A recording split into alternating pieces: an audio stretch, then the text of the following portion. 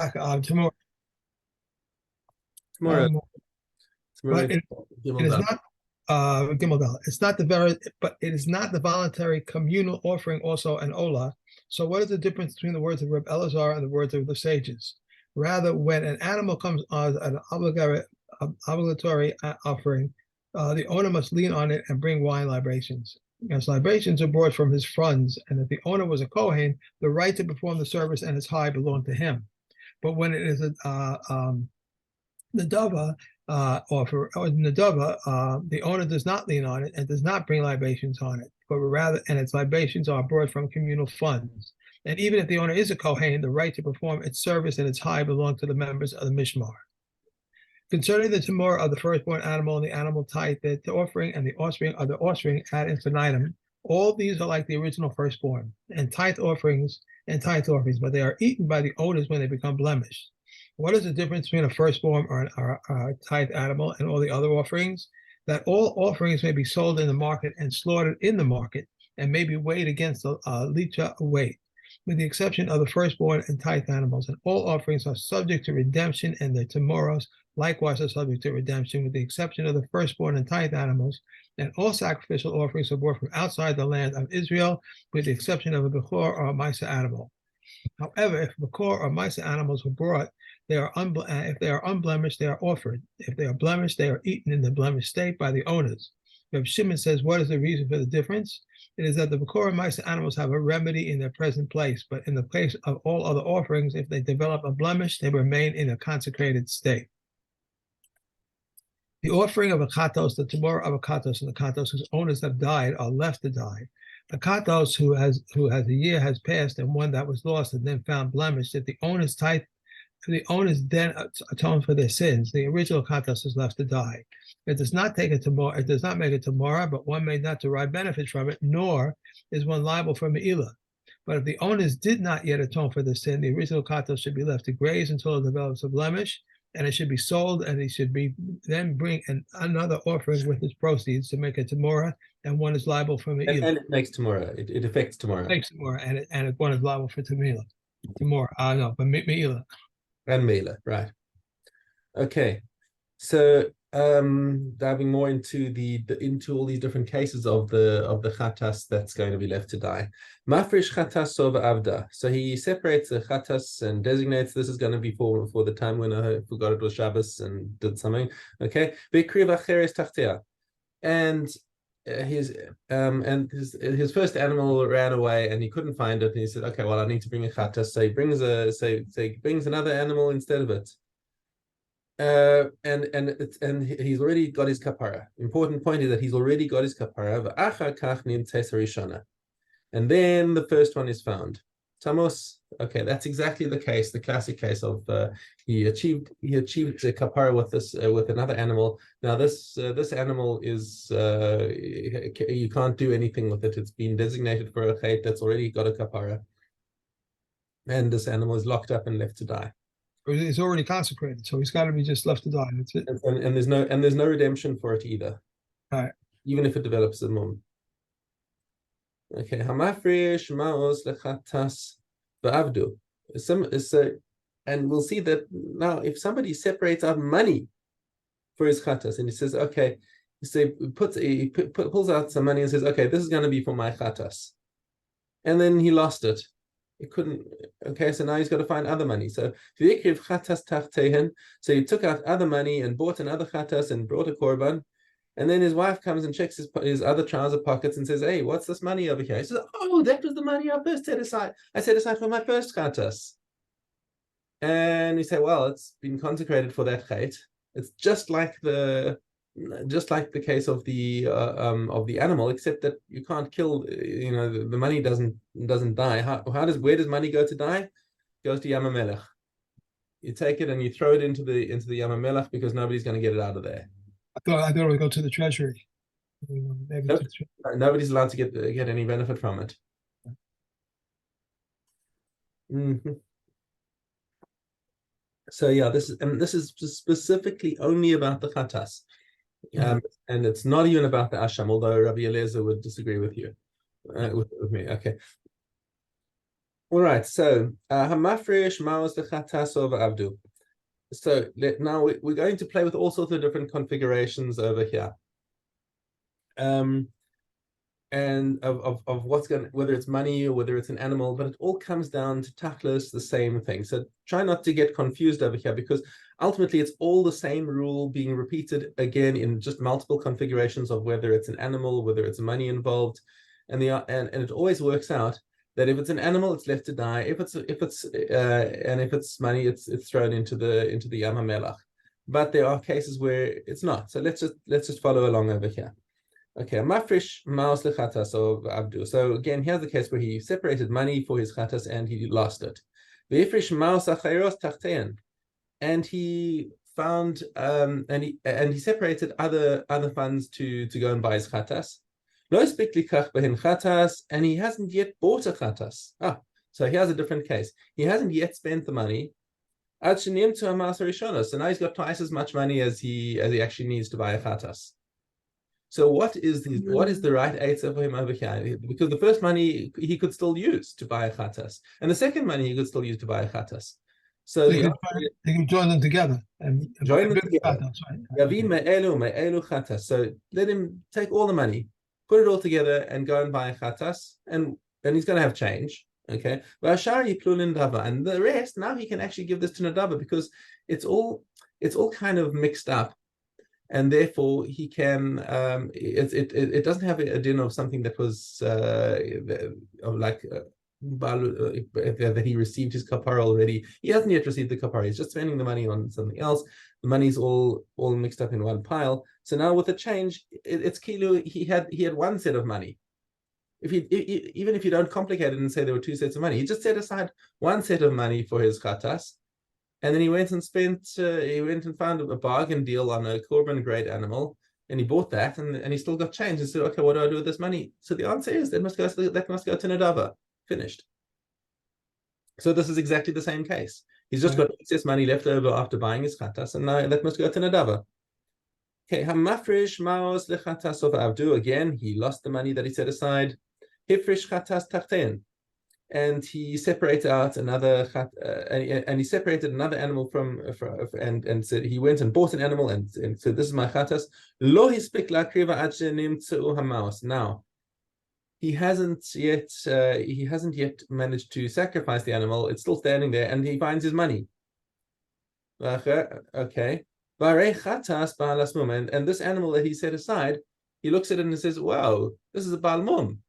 I can't bring this on the mizbeach. So what does he do? He has to sell it, and now he converts the animal back into money.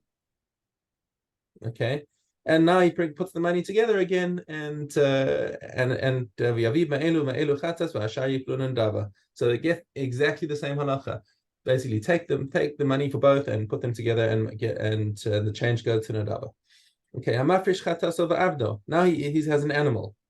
Okay, and the animal ran away. But hifresh maos tachte, and he took out money in its place. Lo spek likach behin chatas ad shenimtzeis chataso, and he didn't manage to buy another animal before he found his first one. Berehi balas mum, and meanwhile it's developed a mum while it was out running in the bushes. Okay. Again, it's exactly the same halacha. Timacher, sell it. Chatas, put the money all together, buy another chatas v'ashar yiplul in dava. All exactly the same halacha. Hamafresh chatas over avda. Again, he took an animal and he sold it and it ran away. V'hifresh acheres tachtea. He got another animal. Lo ispik lakiva. He hasn't brought it in the mizbech. Ad shenim tes rishona, until the first one is found. V'harei shtehen ba'alus mum. Okay, and both of them have got mumim. Once again, yimachru, sell them. Yavima elu chatas, bring one chatas that doesn't have a mum. Ashar yiplun and dava. All exactly the same halacha. Every single case over here is because once the animals are bal mum, it becomes money. Okay.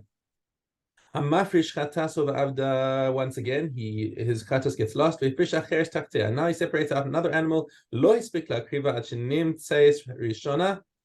So then the first one turns up, and now he's got two animals in front of him. and both of them are korban grade. Now, this is really the case we've been waiting for, because now he can't turn them back into money. He can't redeem them because they're both tamim. Okay, so now he can only bring one animal as his korban. So what is he going to do? So he must choose one that he's going to bring as his chatas. So Rebbe is the machmir over here. He says that that once he's brought a kapara with one of them, the other one is going to have to die. So he's going to have to look at these two animals and say, okay, one of you two is going to die, and it's going to be, eeny, meeny, miny, mo. No, that's not the case. The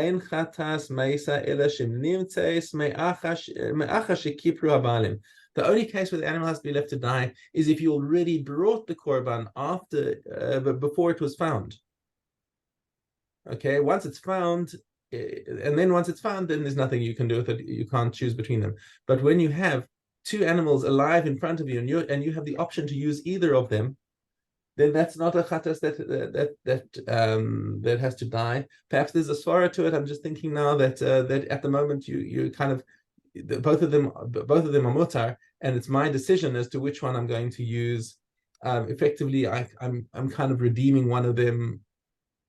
Maybe, I don't know. It's difficult to work out to put my finger exactly on the svara. It might just be exeris that this is not really that this is not a case of chatas shemais. Okay.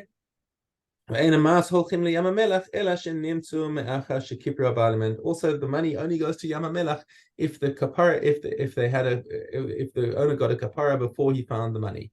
So this is the situation. Fundamentally, this whole Mishna has been telling us that according to the opinion of Rebbe, it doesn't matter when you found the animal, if it was before or after. If there's an animal left over after you've got your kapara, it must die. Chachamim say order matters. It's only if you already brought your korban chatas and you either found the money or found the animal that has to die or go to the Dead Sea. But if they're both extant before you've received your kapara, then it doesn't have to go to the Yamamelach. You can redeem it, like leave it to get a mum maybe, and redeem it, and the money goes to Nadava. Okay. Daled hamafrish chataso. He separates a chatas v'harehi balas mum, and he discovers, oops, it's a bal mum. Okay. What do? Mochra, sell it and use the money to buy another chatas. No problem. That's a very obvious solution. Why is this Mishnah brought over here? Because Rabbi Elazar, but Rabbi Shimon has a different opinion. Okay, he says, Im kreva hashnia ad shelo nishchata harishona tamos shekvar kipur abalim. He says you got to watch out the buyer. If the buyer takes this chatas, he must say to the owner, just wait a minute, wait for me to shecht it, because if the owner goes and takes the money and buys another animal and brings his chatas, and then the first guy is stuck with a korban with an animal that where the Baalim already had a kapara, and now it's going to have to be left to die. This is a very extreme opinion, and everyone else looks at him and says, "No, that's not the halacha," and it's not the halacha. But this Mishnah is brought just so that we know his opinion in this particular case. And that there is such an extreme opinion that even that you've got to make sure that the first animal, the Baal Mum, has to be shechted before you bring another animal with that money. Okay, let's go. Okay. A person can declare cherem is consecrated animals, be they kedoshim or kedoshim akelim. If it is a netter, he gives the worth of an animal. If it is a nadava, he gives his benefit to him. If one had said this ox shall be an ola offering, we'll evaluate how such a person would be willing to give for this ox and offer it as an ola offering, and this is not and he is not obligated to bring. A bakor, whether it is blemished or whether it is unblemished or blemished, one may declare a cherem. How do they redeem it? The redeemers evaluate how much a person would be willing to give for this bakor, that it be given to his daughter's son or his sister's son, And yes, Rabbi Yisrael says one view states you shall consecrate, while another states that one may not consecrate. It's impossible to say consecrate, for it is already stated that one may not consecrate. If it is similarly impossible to say that it is not consecrate, for it had already been stated consecrate, therefore you must now say you may consecrate it as a consecration of assessment, but you cannot consecrate it as a consecration to the altar. One who sells his field at a time when the Yovel is in force is not permitted to redeem it before 2 years, as it is said, anyone according to the crop year shall he sell it to you. If it was a year of wind blast or yellowing, or if it was a Shemitah year, it is not included for him in the count. If he plowed it or let it lie fallow, it is included for him in the count. If Elazar says if he sold it to him before Rosh Hashanah, where it was full of produce, he may garner from it 3 crops in 2 years. If he sold it to the first one for a mana and then sold the second one for 200 zuz, he reckons only with the first one, as it says, to the man to whom he has sold it. If he sold it to the first one for 200 zuz and the first one had sold it to the second one for the mana, he reckons only with the latter. As it says, to the man, that is, to the man occupying it. He may not sell a distant field in order to redeem one nearby, or a poor one in order to redeem a good one. He may not borrow in order to redeem it, or borrow it, or he may redeem by halves. But in the case of the temple treasury, all of them are permitted. This is the stringency of the consecrated, of the common man over the temple. Okay. Bechoros. After this, we're going to Bava Kama. No. Not this one. Arachin leads into Temura. Hey. If one takes payment for inspecting Bakoros, we do not slaughter them by his sanctions unless he is an expert like Ayavana, who the stage is permitted to take 4 issues for small livestock and 6 for large livestock, whether unblemished or blemished. If one takes payment for judging, his decisions are void. For testifying, his testimonies are void. For sprinkling or for mixing purification water, his water is like a cave water, and his ashes like ordinary ashes. If he was a Kohen and he contaminated him from eating his Temura, he may give him to eat, to drink, and to anoint himself. If he was an old man, he may give him a donkey on which to ride, and he may give him his pay like a laborer. If one is suspected of Bakor violations, we do not purchase from him either venom, or venison, or untanned hides. Rabbi Eliezer says we may purchase from the hides of females. We may also not purchase from him wool that is bleached of dirt, and we may not purchase from him thread and garments. Yeah. Zevachim. The bulls that are burned and the he-goats that are burned have their slaughter in the north and the reception of the blood in the sacred vessel in the north, and their blood requires sprinkling toward the curtain and on the golden altar. The omission of even one of these applications prevents atonement. The remainder of the blood he would pour on the western base of the outer altar, and that he did not apply it, he does not prevent atonement. These and those are burned in the place of the ashes. The communal and personal katas offerings, these are the commercial katas offerings, the he-goats of Rosh Chodesh, and the festivals. They have their slaughter in the north and a reception of the blood in the north, and their blood requires 4 applications on the 4 horns of the altar. How so? He ascended the ramp, turned to the ledge, surrounding ledge, arrived at the southeast corner, then the northeast corner, then the northwest corner, and then the southwest corner. The remainder of the blood he will pour upon the southern base. These are eaten with curtains by male Kohanim, prepared in any manner for day and night by midnight. When he ascends the ramp and turns to the surrounding edge, he turns to the right. Is that correct? Mm-hmm. The Ola offering is the most holy offerings. Its slaughter is in the north, and the reception of the blood is in the north. Its blood requires 2 applications. They are equivalent of 4.